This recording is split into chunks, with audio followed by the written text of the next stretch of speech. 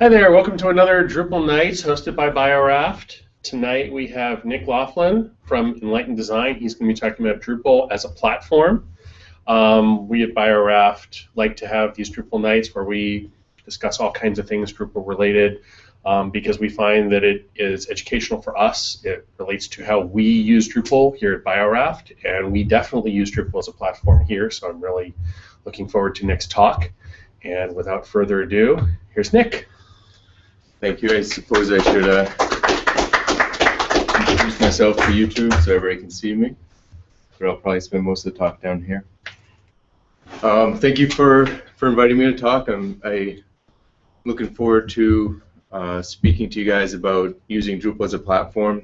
Thank you for hosting and providing some food to BioRAFT, as well as sponsoring the Boston Drupal meetup a couple months ago. So without further ado, I will begin, I suppose. So I really enjoy crowd participation. It's not an option. So if you have any questions, just flag me down, and feel free to raise any questions or comments that you have as we're going through this. Tell you a little bit about myself. I'm a co-host along with Stephen Cross in the back there of Talking Drupal. We record a podcast live every Wednesday afternoon. You can watch that on talkingdrupal.com/live. It's been going on for almost a year now. Had some great guests, Dries, Chris Shattuck last week with Build a Module. It's been a lot of fun. I've been in business for myself since about 2008. About 2 or 3 months after I started building websites, I got introduced to Drupal. I think it was 5/22, but don't quite remember. It was a great tool. Been using it ever since. About a year after I started, I went exclusive with Drupal. Don't work with any other platforms. I also want to talk a little bit about a new initiative. This has been on my radar for a few months ago, but really started coming together this week. We've all run into the issue where we have a module and there's only a dev version, or the recommended release is a year and a half old, and people in the issue queues are just saying use the dev version for everything. If you were able to join us at the Providence meetup last week, we were able to have Rick Menelius speak. He's the force behind the Drupal white papers for PCI compliance. And we discovered that there's a far greater issue to just the inconvenience of having a dev module. The security team, which does a great job in Drupal, in fact, I think they released security release for Drupal core today or yesterday. They don't review dev modules, so if you're using dev modules, you're potentially open to security risks. And as those dev modules get further and further away from the actual release, that issue becomes bigger. So I've been toying with a couple of ideas for this initiative. The first thing I thought of was Module Release Task Force, or MRF for short. Kind of rolls off the tongue. So then I was thinking about the Module Release Police, kind of like the how that goes. But in true Drupal community fashion, I think I'm going to go with version of Drupal Contrib Alliance, or vodka. So, considering whiskey and scotch, we might have a chance. So, I'd like to thank Biosoft and a couple people in IRC this afternoon for helping me come up with vodka, and we'll see how that sticks. So, I want to talk a little bit about one of the reasons that we use Drupal, or at least one of the reasons I use Drupal. Drupal is great because besides being completely flexible, it solves a lot of the problems that have been solved on the web for a long time. Personally, I don't know how to write a secure login system. I don't know how to write a session. I don't know how to write any of that stuff straight out of PHP. I could probably figure it out, look around the web, find some code snippets, but I'm not a security expert. I don't know how to make sure that as we've seen with the Heartbleed bug this month, I mean, security is very, very difficult. So one of the advantages of Drupal is that there's a lot of eyes on it. There's a lot of people looking at it, a lot of very smart people, know a lot more about than me, using Drupal. When technology first starts out, when a new technology is introduced, it's generally very rough. Many different directions are taken. So if you look at these phones, when we first got cell phones, I mean, these Nokia phones are, several generations in. You look at them today and they look like bricks. I mean, they lasted forever. The battery was, you could not charge it for a week and a half and still have a 3-hour conversation. But they weren't elegant. People were spending their design budget and their innovation on making it work rather than making it look pretty.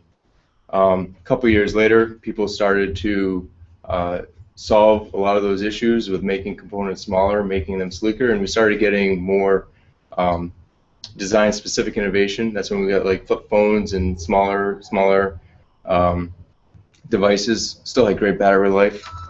But if you look at the technology now, most of those problems are solved. We end up with really sleek devices that do a ton. Somebody mentioned today, there are $500 surveillance devices that we put in our pockets, but they're really useful. I mean, you can communicate with anybody around the world with those things, but a lot of the actual technology to connect to the cell towers is solved, and that's the same thing with Drupal and the web in general. When we started out, we had HTML. When I first started looking at stuff, 4.1, which for me was great, but looking back is kind of crude. It didn't even have, you had inline styling. Then people started to realize that wasn't going to cut it. We started working with CSS. Now we're starting to work with CSS preprocessors. So as people start to use a technology, they make refinements and they build on the past. And someday I hope to get one of these Google Glass devices because I'm absolutely fascinated by it. Although the people surveilling me probably won't be fascinated by my life. So I don't know how many people here are freelancers. I know several of you guys work for companies. Here's where part of the crowd participation comes in. If you were to tell somebody why somebody hires you, what would you say? What's the main reason somebody would hire you as a freelancer? Solve a problem. Solve a problem. Yeah, so it's a good answer. I mean, people hire us for content strategy, for information architecture, to solve problems, to solve design issues, to provide a service that they can't provide. But I would say one of the main reasons people hire freelancers or a company to provide those services is because they have that experience. If somebody has the experience internally or the time, they would do it themselves. But we make a living off of becoming experienced in these technologies.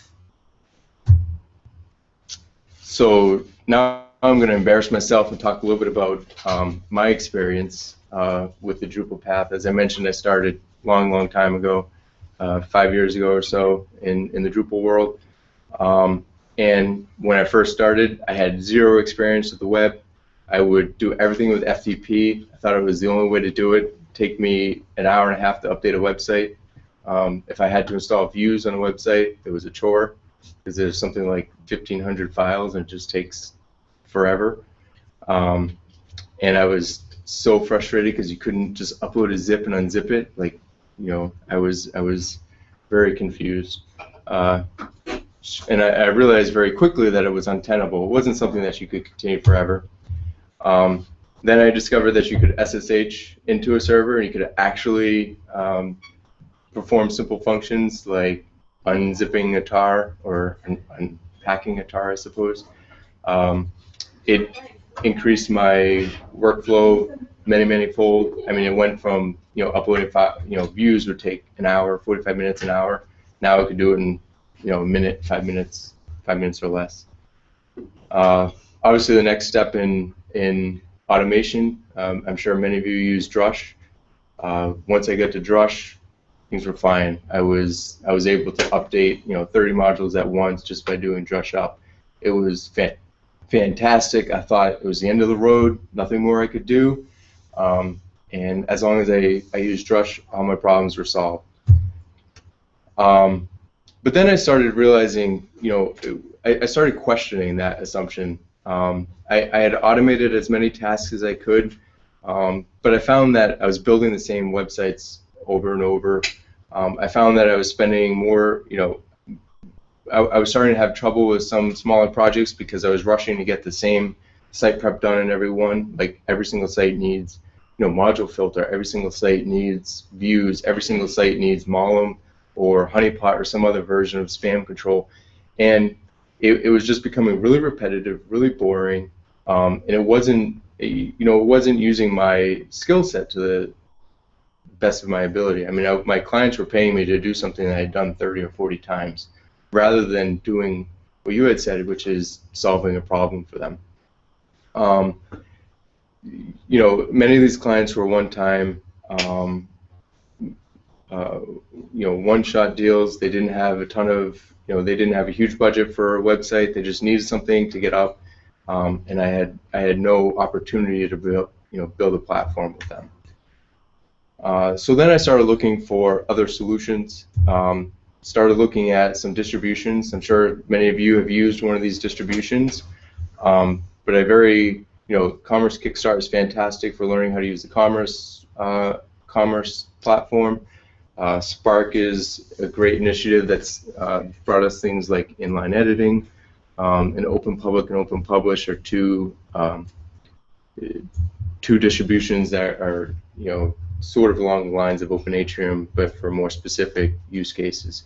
But as I looked at them, I started to feel trapped. I felt like if I decided to do something different, as soon as I tried to do something different, I was stuck on the whims of the developers of these particular distributions. That's not saying there's anything wrong with them. I mean, they're great platforms. If you have a use case that fits it, it's fantastic. So then I decided to go off and build my own distribution, which is right for everybody, right? And I would say that that's not true either, because if you were using this particular distribution that I built, then you yourself will be trapped, because I built it for a particular use case for a specific subset of my clients, and I don't know your clients. I don't know your needs. So today maybe I should have introduced the talk a little bit earlier, but today I want to talk to you about how thinking changes when you go from building a website to building a platform. Because the first, stage of your Drupal life is really learning how to use Drupal, learning how to build a website in Drupal, learning how to solve problems, finding out the limitations and the intricacies of Drupal. But when you take that leap and decide that I need a distribution for myself, it's a whole new ballgame. The thought process changes tenfold. You're suddenly thinking more about the future than just getting a product for your client. So I would encourage anybody who finds themselves building a site that has a lot of the same feature set, whether it's all the way from A to Z, everything from beginning to end on the project, or it's just you have a particular starting point that every project starts on. I would encourage you to explore building your own distribution internally or contribute it.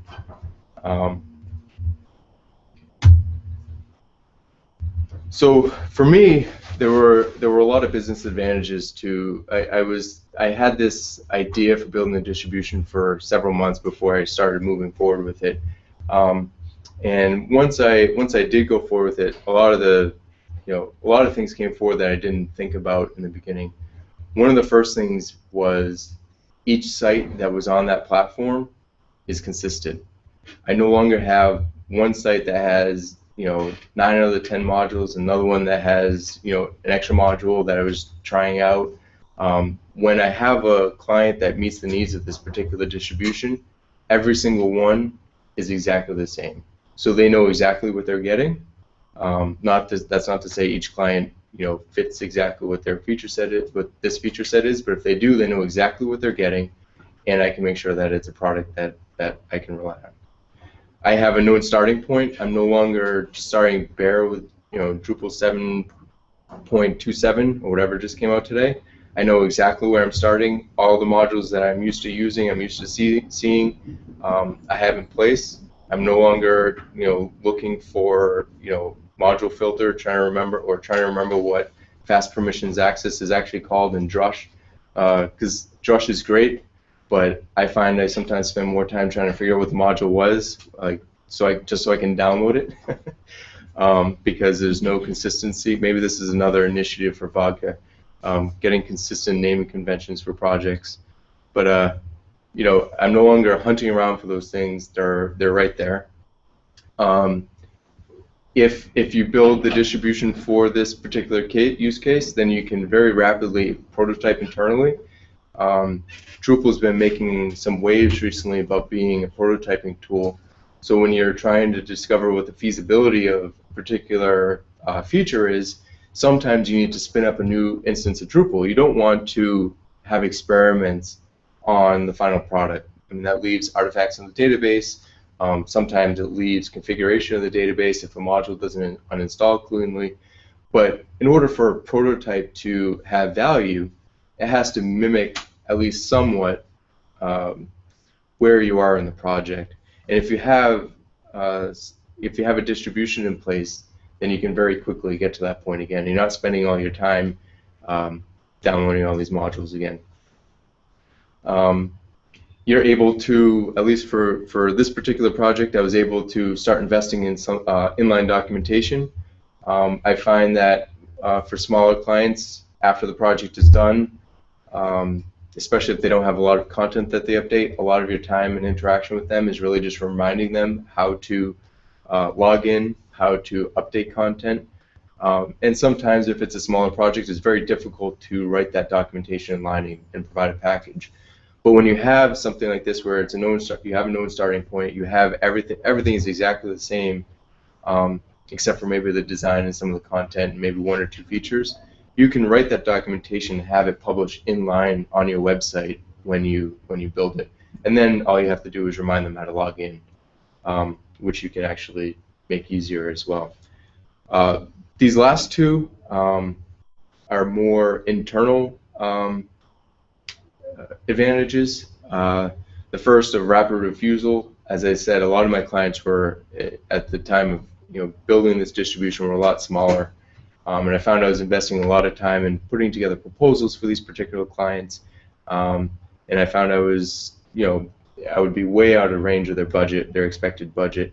But I found it was sometimes very difficult to just sit down and say, what are you planning on spending? With this particular feature set with the Inline Start project, I'm able to just sit down and say, you sound like a candidate for this particular platform.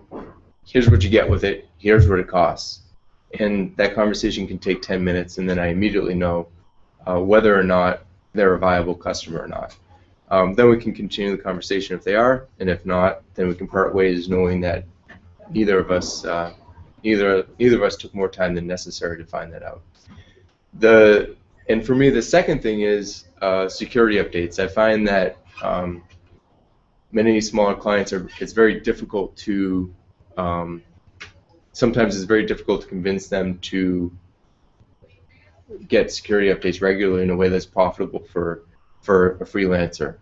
So when you're on a distribution, you have one place where you have to update all your modules, all the security updates, and then you can push those through, and all your clients that are on this particular platform can benefit. It's much easier to test a distribution than it is to update 35 websites.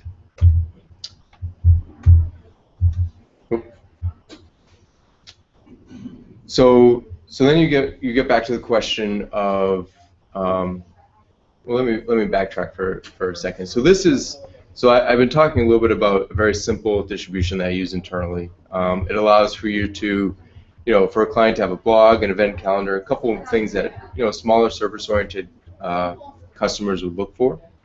But this is also entirely applicable to larger organizations. So I was taken on by an event generation franchise about 8 months ago to provide a platform for them. They host events every month. I'm sure some of you I don't know if any of you have ever heard of them. They're called Mass Innovation Nights. They began here in Boston. Every month they have an event. Between 150 to 300 people show up, and they launch new products. Some of them are physical products. Some of them are websites. And they're planning on franchising that business model to several other cities. So they needed this a website that they could promote their events on, but they also needed to be able to provide a new website for subsequent franchisees that they could maintain control over, that they could maintain the branding control over, and provide new features as they're available. So the big question when you've decided to commit and you've decided to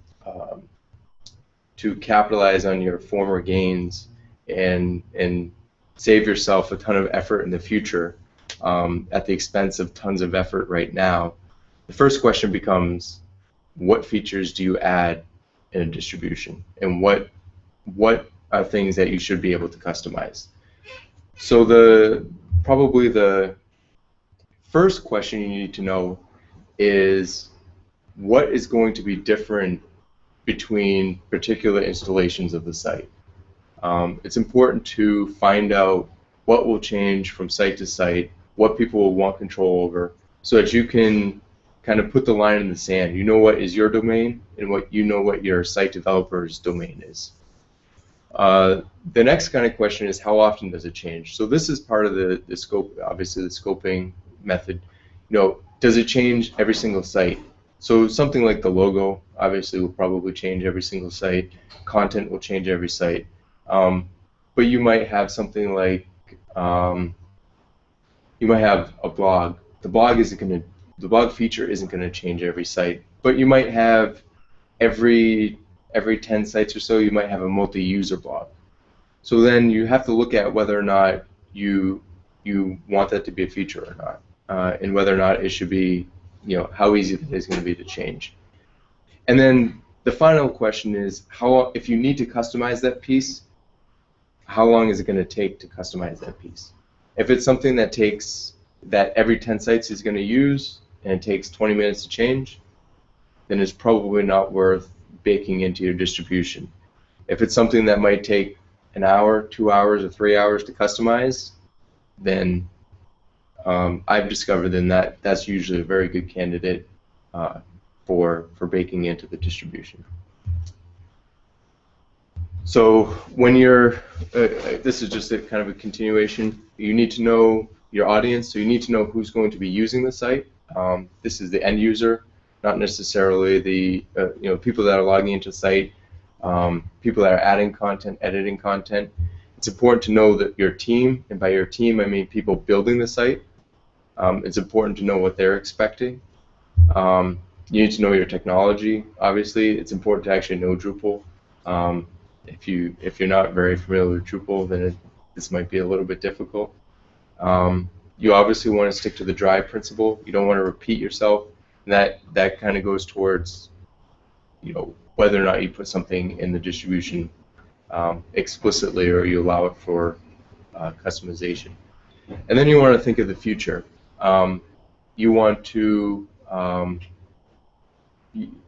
to not spend so much time now that you're not actually providing a finished product. You don't want it to be perfect before it's ready, before it goes out the door, or you'll never finish. So you need to set goals. The next part is kind of scoping the theming, and this is something that when I first started building my distribution, I thought it would be easy. I thought it would be so simple. Pick a base theme, put that in, customize it a little bit, and I'd be all set. But it's turned out to be over the last year one of the more difficult considerations on each of the. I've done probably 3 or 4 distributions over the last year and a half, and the theming is always the more difficult piece. The main thing to save yourself a ton of pain in the future is planning. You need to decide what kinds of things people can change, and if they can't change it, it's something that you want to bake directly into the theme. You you want to use things like, you don't want to use, I used to be a huge fan of panels, but if you're building a distribution, panels is probably not the way to go. Context is definitely your friend. And it's important to choose a base theme that you're very familiar with, but is easy to extend. So I mean, if you're familiar with Omega or Zen, those are good candidates. Or my personal favorite recently has been Beep Edition. Another co-host to Talking Drupal has put that together. Hopefully they'll get some more popularity soon, but it's a great base theme that's fully responsive. But you definitely want to spend a lot of time planning on which aspects of the theme you'll allow users of your distribution to change. Now we can get into the nitty-gritty. How do you actually build a distribution? There are several things that you're going to need. A couple of these are modules. A couple of them are outside tools. Obviously, you need Drupal. You want to use some kind of version control. I'm a big fan of Git, as I'm sure most of you are too. But it's imperative that you have version control when you're building something like this, or you will just drive yourself insane. Profile Builder. Profile Builder is a module/library combination that I found extremely valuable. Turns out it was built by Bryan Ollendyke, who's BTO Pro on Twitter. I'll be talking about him in a little bit again, but he put this together to help him put some distributions together, and it's fantastic. Profile Builder allows you to very easily build and install profile. And you can set it to be mandatory, so when people go to install Drupal, they don't have a choice of minimal, standard, and whatever your distribution is. It just starts installing right away. And it does a lot of things like allowing you to pull in some basic content types as well as a couple blocks. And probably the biggest helper is it sets up which modules get installed by default. The next thing is features and StrongArm. Features allows you, I don't know how many of you are familiar with it. Features is a pretty robust module, but allows you to pull certain pieces of configuration into a module. Things like views, contexts, content types, fields, and then StrongArm is like an addition to features, allows you to actually pull variables. So if you don't use StrongArm, many things just won't work correctly, especially things like spam prevention and settings on node forms like comments and things like that. I have found Checklist API to be indispensable as well, especially if it's going to be a distribution that other people are going to be using. If it's an internal distribution, this piece isn't as necessary, but Checklist API is a module. It's an API module, so it doesn't do anything by itself, but it gives you an API to build checklists. So when somebody installs Drupal, they get a checklist that says, first you need to change the site email address. Second, you need to actually, I don't think that's on any of my checklists, but for example, on my checklist is change the or insert the Google Analytics key, insert the Mollum API key if they're using Mollum, and a couple other minor things like that. So it allows the developer to know exactly what you're expecting them to do, and lets him know his scope. The next thing that I occasionally include, again, depending on the team, depending on who's developing the site and using the site, is frequently asked questions. Sometimes it's the actual module, sometimes it's just content, and that's part of the inline documentation, like how to do this, how to do that. And either way, node export is generally pretty helpful, just for getting sample content. I find that people respond much better to distributions if it's not blank when it starts. I actually had some poor reception to a couple distribution just because it didn't have anything, even though, so once I added some sample content, even though it was just like, this is sample content that needs to be replaced, the reception was much, much better, and people actually were able to use it. Some tips, tricks, and techniques. So there's a couple things that I've discovered along the way. Some things that you definitely want to do. So one thing, people typically have a dev, stage, and live environment. When you're building a distribution, that expands by several factors. You need to have far more than just one dev environment. You need to have a dev environment for the distribution.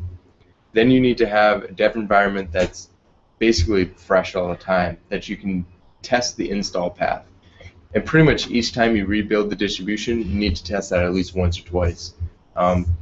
Because I find occasionally it packs incorrectly and doesn't work.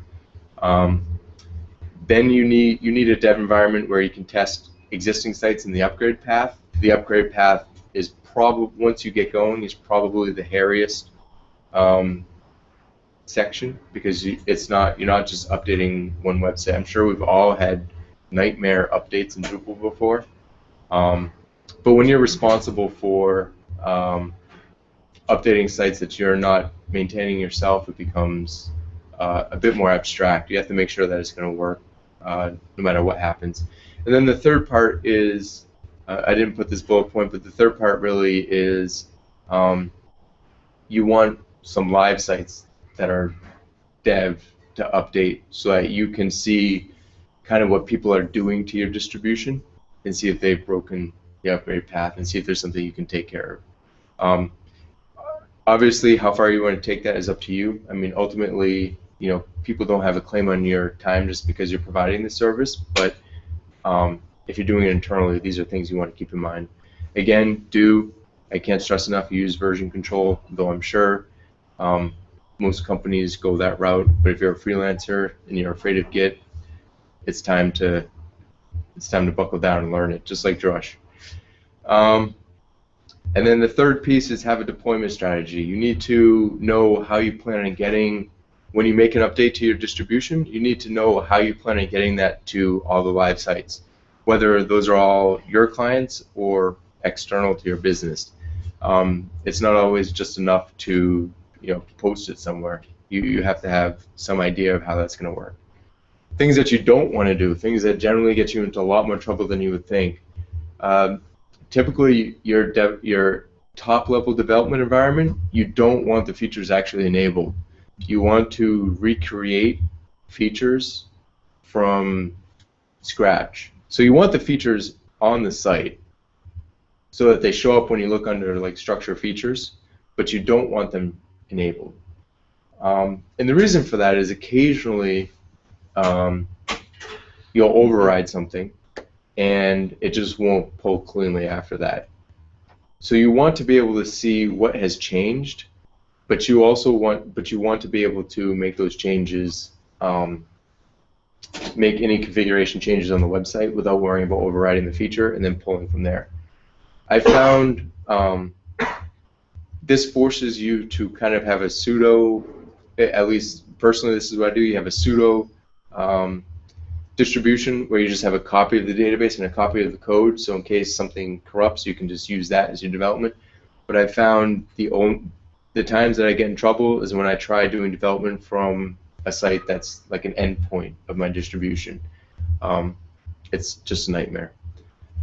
Another thing you don't want to do is you don't want to override features on endpoints unless you're using something like feature override, which will prevent them from getting overridden when the next update comes in. Because you end up with, fixing some bug on an endpoint and then updating the feature and then pushing it, and then the next thing you know, you get a call from the client, hey, this thing that you fixed 2 weeks ago is now broken again. So it's best, again, the final point too is kind of part of this, don't fix bugs in live sites, fix them in the distribution and push them. I've gotten myself in trouble more than once saying, I'll remember to put that in the distribution next time. And 9 times out of 10, that does not happen. So even though the path is longer, so instead of just, say for example it's a permission issue, even though, if a client doesn't have permission to add a particular content type because it wasn't pulled in the feature, it's just a checkbox. And if you have to go back to the distribution, you have to go to the distribution, you have to check that box, you have to download the feature, and check it into Git, and then push it and then pull it on the site and then revert that feature. I mean, it's a much longer process, but you never will remember to do that if you just check that box and hit save and fix that issue. So do not, under any circumstances, fix a bug on a live site without at least immediately fixing it on your distribution as well. So then the next question is, now that you have a distribution, you've gone through this, what do you do with it? This is part of these are kind of initiatives, I suppose. One is contributing it back to the community. That provides you a couple different things. One, it gives you another set of eyes. Possibly there's a better way of doing something that you've done. It gives you more exposure. Maybe people help you fix bugs that you didn't notice. It's also a way to have a canonical source, so you don't just have, some random repository laying around that you're using. So I would say, Drupal, Drupal.org is one way of contributing it. I mean, many people are really familiar with looking for distributions on Drupal.org. That's where a lot of distributions get publicity. There are a couple issues with using Drupal.org. You can't generally include all the libraries that you need to. A lot of libraries aren't under the correct license to repackage and host on Drupal.org, so they won't get accepted. So you either have to not put it up, or you have to put it up missing libraries, which will cause many, many issues in the issue queue. And then you just have to leave just instructions with links on how to download them. You can use GitHub. GitHub is, generally allows you to host all the code that you need to, as long as you have the correct licenses to host it. But it's much more open than Drupal, and people are starting to move that direction anyway. A lot of big projects in Drupal are moving towards GitHub, like Drush, for a multitude of reasons. But a lot of distributions are just because they can include everything in one place. Also, it handles forking quite a lot easier and contributing a lot.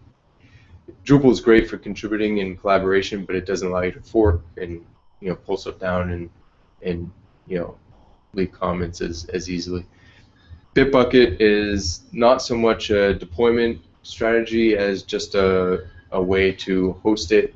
It doesn't, as far as I've found, it doesn't handle like what are they called, post update hooks, or post update hooks.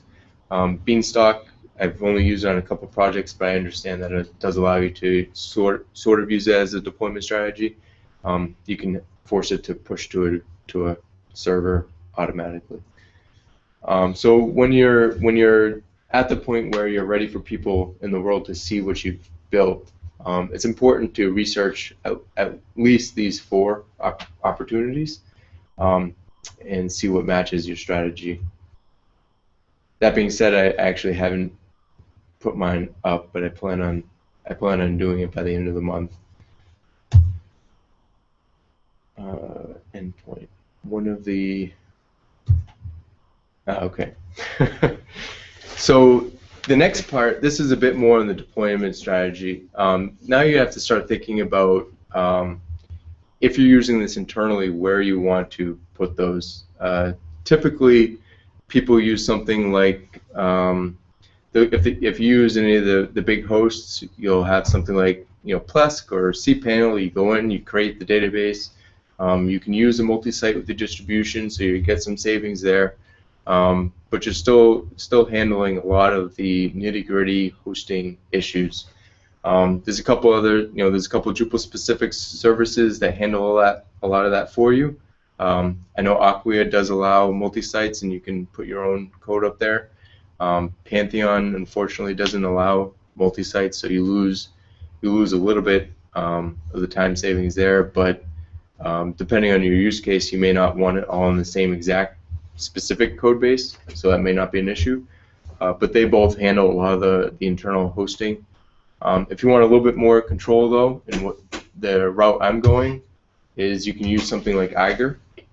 So aegir, I don't know, has anybody here except for Steven. Heard of aegir? Okay, so there's a couple people, 3 people. So aegir is a Drupal. It touts itself as a Drupal GUI control panel. It's for Drupal sites by Drupal, and it's very tightly integrated with Drush, so you can handle all the stuff that you're used to using with Drush. You can do. It is built on Drupal 6, but we will have a bit of a demo. I think at one of the last talks I tried to run through installing it. I'm not going to go that path, but I will show you what it looks like.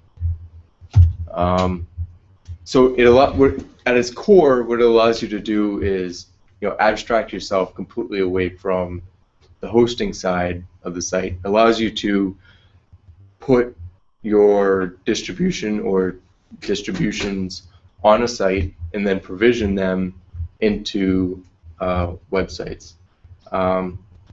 If you have a large network, you can run it on multiple servers. It handles having multiple nodes, multiple server nodes, no problem.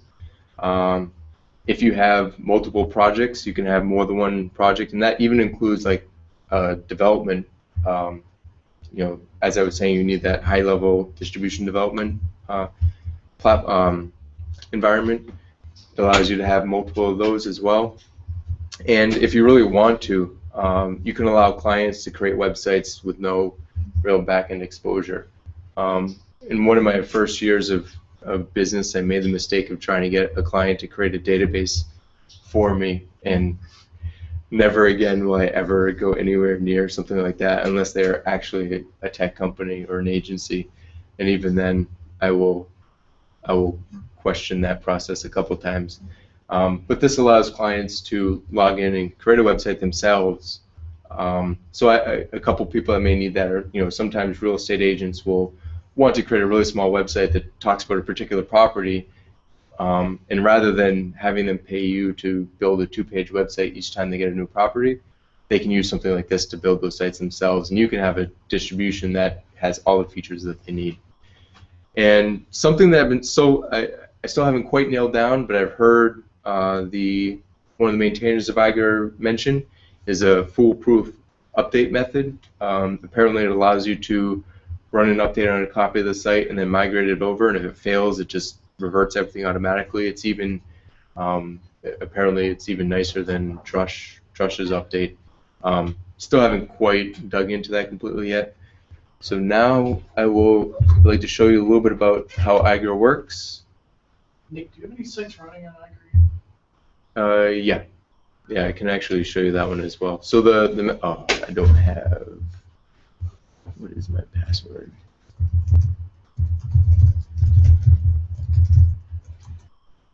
Oh. Almost saw my password. Would not be good. I don't need that on YouTube for the world to see. You need to change your password. It would be really. Wait, you saw it? No, that wasn't. What came up wasn't my password. But I will be watching the video. After Heartbleed, I already changed all my passwords. I don't need to go through that again. It was a nightmare. Okay, so this is yellow just because I did a fatal flaw. I updated everything. An hour before I left. Should not have done that. Everything's working, but there's 4 major components to aegir. One is the clients. So users, you can give them permission to have access to only specific code bases if you want. So if you have, as far as I know, Drupal Gardens does not run on aegir, but you can give. There's multiple distributions on Drupal Gardens. With this, you can say, I want you to be able to only use this particular client can only create these kind of sites, and then this client can create a different kind of site. Servers, pretty straightforward. You can have as many Apache or Nginx servers as you want, and just as many MySQL servers as you want as well. I haven't had the need to expand that yet, so I haven't explored it too much, but you basically put an IP address in and you're all set. Platforms is where it becomes relevant for us. Can you zoom in a little bit? Yeah.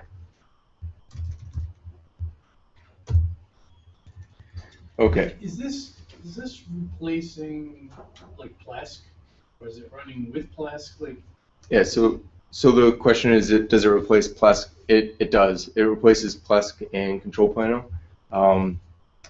Both of those, all three of these programs modify Apache. So having them running together is not going to be a good time. Every single version of Aggro comes with this Hostmaster platform. I don't know why it's saying Drupal 7.23. I think that, but the distribution is actually on the latest version of Drupal. That's why it didn't install cleanly. But this is where you create multiple platforms. You basically upload the code base or the Drush makefile, whichever way you're going, and then you create a node. You say, you call it whatever you want.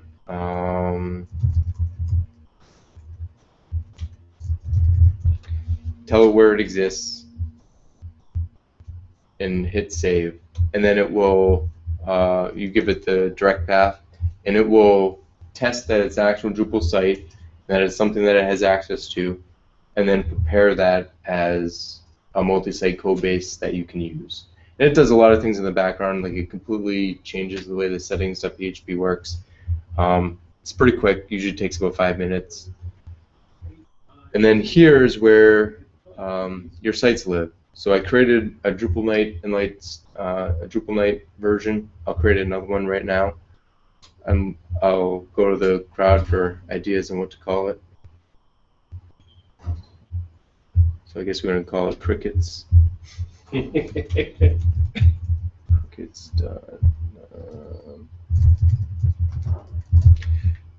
You choose, which client has control over the site. Right now it's just me. You choose the install profile, and then you can set up aliases and a couple other things, and you hit save. Once you do this, puts it in the queue for installing, and it usually takes about a minute. And we can, while we're waiting for that, we can look at a couple other features that it gives you, because this is very actively developed. It's actually very cool. So is this actually written in Drupal? Yep. So it's written in Drupal 6 right now, and then it uses Drush very, very heavily, very extensively to handle things like, creating MySQL database, connecting the Drupal site to it, doing many other things. The internal workings don't look too much like Drupal unless you know exactly where to look. But it's actually, since they came out with version 2, it's not very difficult to install. You do have to use the command line, but it's not very difficult. You really just have to install a bunch of PHP libraries and then download it and then run a Drush command. So they're working on a Drupal 7 version. There's been talks about it, but it doesn't really matter because it's the manager of the sites. Yeah. So it can manage this. So aegir or aegir. Aegir. I know I've heard it in different ways by different people, but it can manage different. You can have 5 sites, 6, 7. It doesn't matter. Got it. So that's the only drawback that I've seen is that you're stuck with the version of Drush that they're using. I've found that updating Drush does not play very well, but What version of Drush are they using? I don't recall, but it's not very far back. But I tried It's not the updating. cutting edge version. Yeah, no. Which again isn't much of an issue because you end up not interfacing with Drush very well. So this actually succeeded. It's yellow because the feature. I have a hook in the install to revert features, and it didn't get called for whatever reason. You get this one-time link, and it logs you in on your website. Set your password.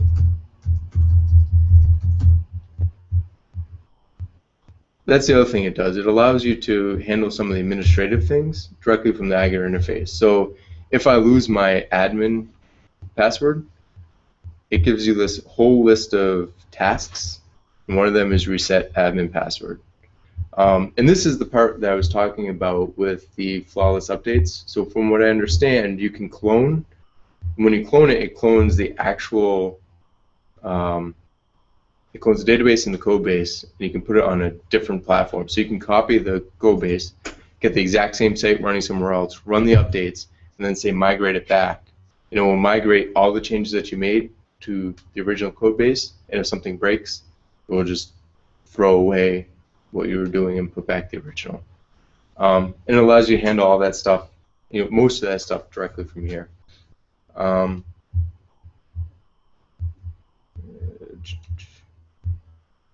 I don't know if anybody has any questions directly about what they see up here. So you know if there's aegir hosting providers that are just doing this as their way to support Drupal? I've heard that there are, but I don't know who they are. I've considered actually doing it myself as well as a varnish front end, because I think it would be interesting. But as a one-man show, that's a lot to support. But it's been on my mind. It's very powerful. I've actually used it. I didn't realize you were going to be talking about this tonight, but I've used it on a couple of different projects in two different fashions. So one was what we would do is we'd set it up so that we'd have the live sites would be running in multi-site, okay, on what was called a platform. So it would be whatever your latest version of code was, Drupal plus your contrib modules and your custom code and everything. And then when you had done your work and you decided it was time to upgrade the sites to the latest version of your code, then what you would do is you would set up basically a make file that pointed to the repository, and you would tell it to build a new platform, and it would then build a new one, which you might call, platform.date, right? And then that would create basically a new checkout of the code and an entirely new directory with your code checked out and everything. And then what you could do is, as you were saying with the migrate command, you could migrate sites one at a time from the previous version, previous checkout, if you want to call it that, to the newest one. You could do that one at a time, and if it didn't work, if something broke, you could just roll back to the previous one.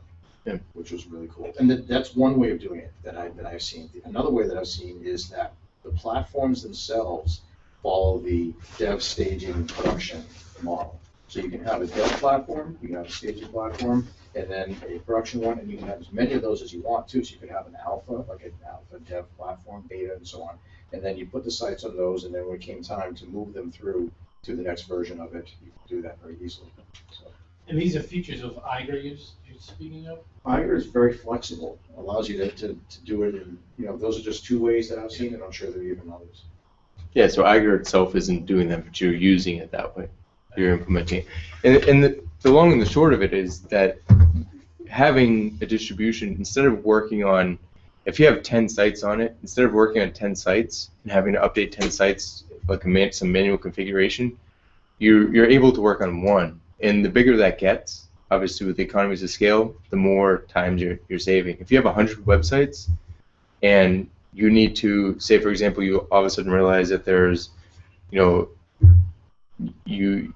added a new feature and you need to change the permissions, instead of having to go to 100 websites and check a box on the permissions page, you can just update the feature and push it, and you've updated 100 websites. And aegir allows you to manage that many websites hosted without having. Does it automatically go and get new features, or how is that update process happening? Because you still have to be doing something on those sites. So yeah, so the way I typically do is I just use Git. I just pull. I'm still running few enough of these that I just pull it from my repository, and then run the update here. I think you can run. I thought I saw something where you could run an update on a platform, and it would just update every single site on the platform. But I think that might Drush. be. Drush is the other piece. Yeah. So what you do is you go into aegir. I'm sorry. Like I said, I spent a long time. By a long time, I mean about an hour and a half listening to a bunch of different talks before I finally found that the initial developer said it's aegir. aegir. So. I have to remember that. Should be aegir. It's Danish. It's a Danish letter. It's Norse. Aegir. It's Norse. Yeah, exactly. It's the Norse Danish guy. is Norse. Yeah. It gives you, when you set these up, it will automatically create for you the Drush aliases. It'll update the aliases file. So then you can go into a platform, you can say Drush at sites, CC all. And one shot, bang, it'll clear the cache on every site. Yeah, and it allows you to do, provisioning, and I mean it ties very, very closely with Drush. One thing I found that it doesn't handle very well is caching, like external caching.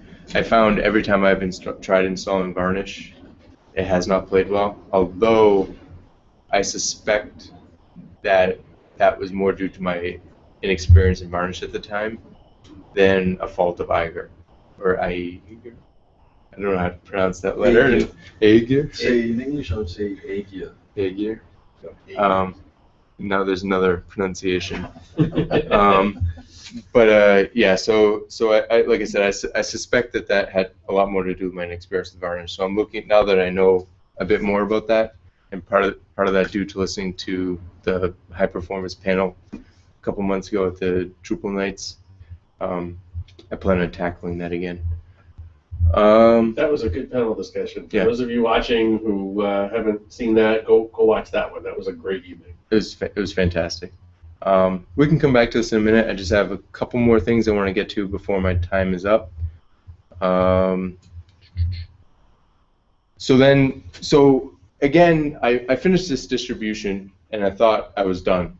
I thought that was as much as I could automate, especially after adding aegir. I mean, you could possibly set up Puppet or Vagrant and a couple other things so that you can automate the server building process, and that's something I haven't found the excuse to do yet, although it's been on my list for a while. But I thought that was about it.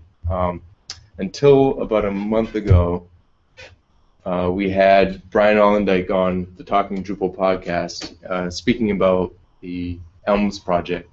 So for those of you not familiar with it, he's at Penn State, and he put together a system that is basically a distribution of distributions. So it's a bunch of different distributions doing specific tasks that talk to each other through REST and provision websites similar to aegir, but using, it's escaping my mind, the Drush it's like a Drush symlinks library. If he's watching, he'll probably send me a tweet in a couple minutes telling me what it is. But he and I coined the term Galaxy to talk about kind of that next level. So it's when you need the ability to control certain functionality, but it makes sense for it to be its own entity. So in this particular case, in ELMS, it was so a course is its own website. A course has its own users, it has its own classes, but then a department might be its own website as well, its own distribution. A department has different functionality than classes do or courses do. So there are a bunch of different distributions that talk to each other. It goes far beyond that. I definitely feel a bit inadequate kind of talking about it, not knowing exactly how the inner workings go, but I These know are interactive websites that can pass data back and forth? Yes. But they're distributions, but they take that platform concept to the next level. So when you want to update all the websites, he sent me something a little bit ago talking about this. When you just take the files and drop them in a directory, and then you run drush like lmns update, and it will look at all the websites that are using that current code base and spider through and update them all for you. So the Galaxy project is new, pretty new. It's really ambitious. Its goal is to abstract ELMS, which is specifically for e-learning, an e-learning tool, is to abstract that for other use cases.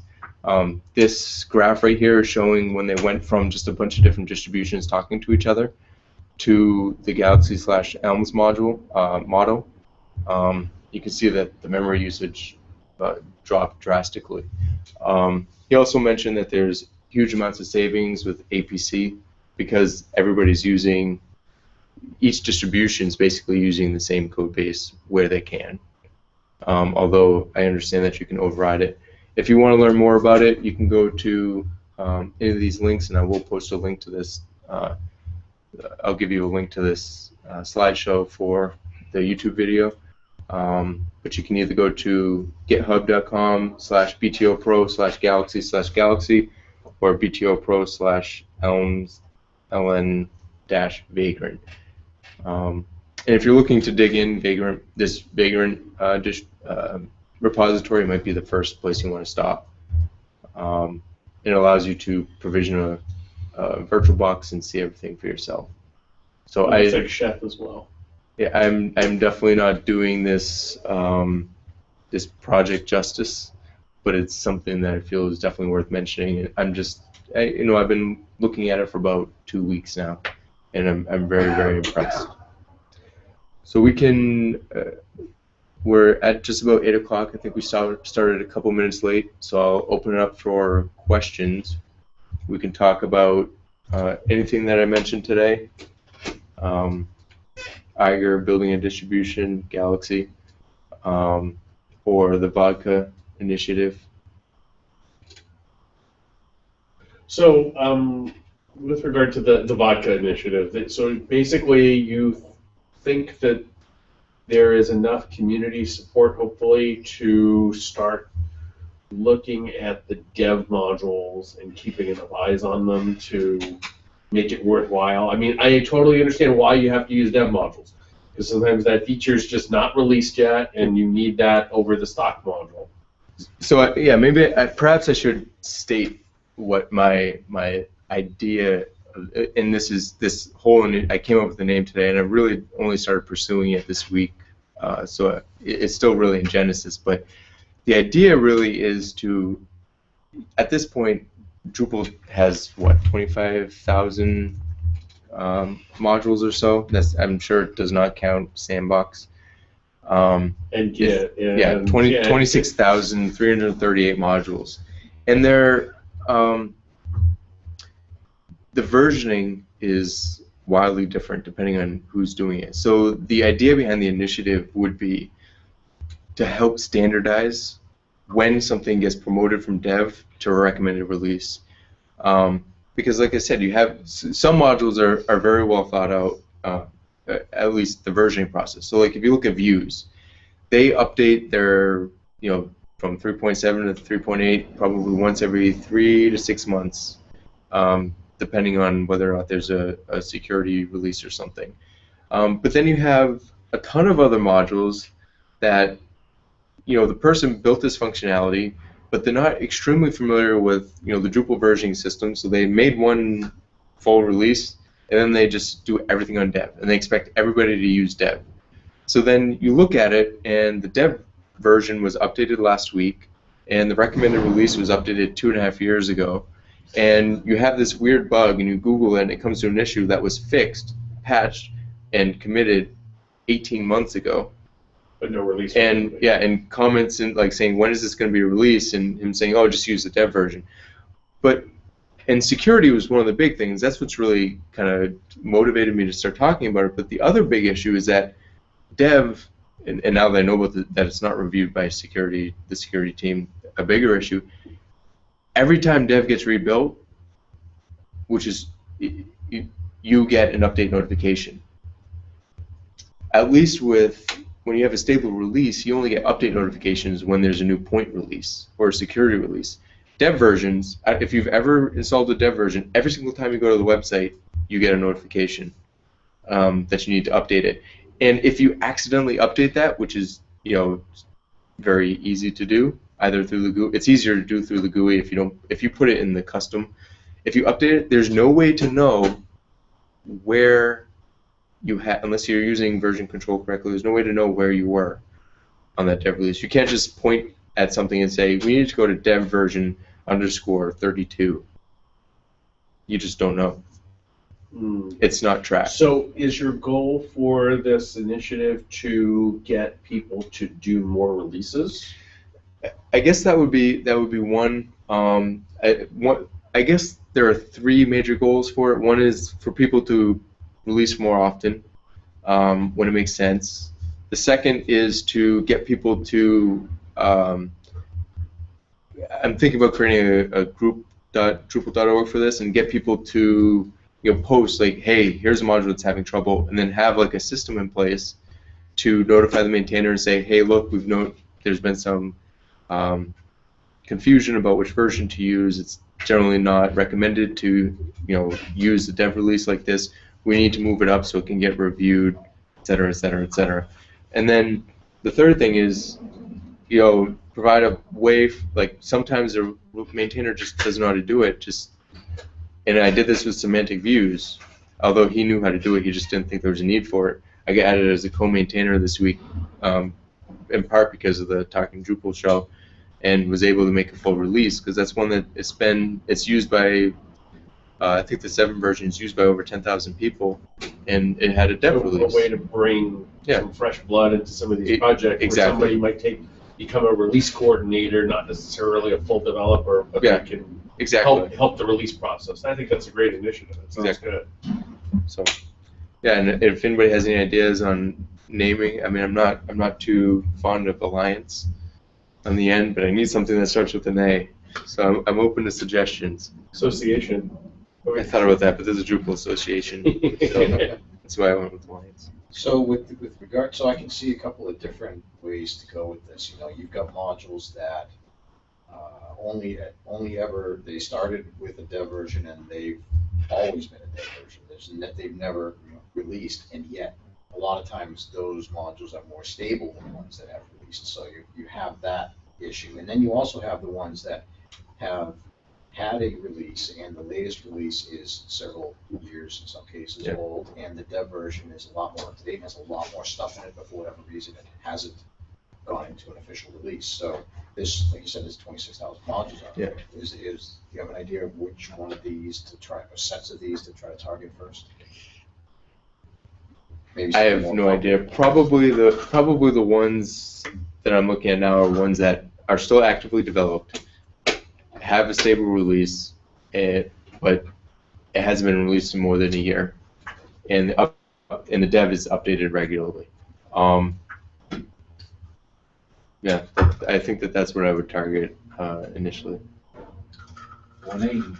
If you call the one of your projects in light, the other one could be astral.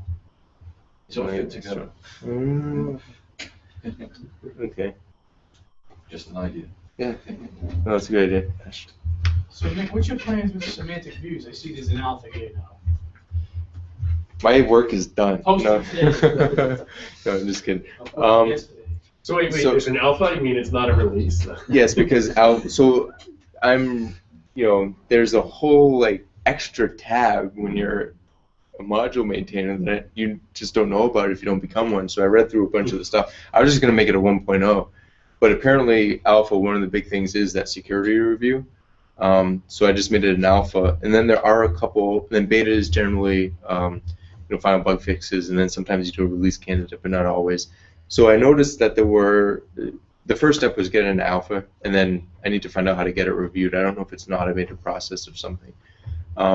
My next step is there were 2 or 3 issues that have been reviewed by the community and have been sitting there for a long time. So my next plan, either this weekend or early next week, is to commit those and put them in, and give credit where it's due, and then possibly move it to beta.